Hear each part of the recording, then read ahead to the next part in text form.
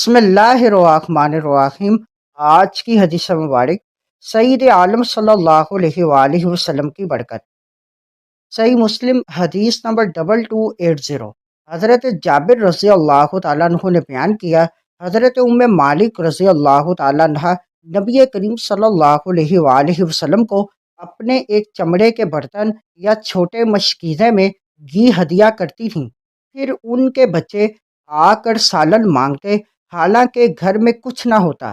وہ اسی برتن کی طرف جاتی جس میں حضور صلی اللہ علیہ وآلہ وسلم کو گھی دیا کرتی تھیں، تو اس میں گھی موجود ہوتا۔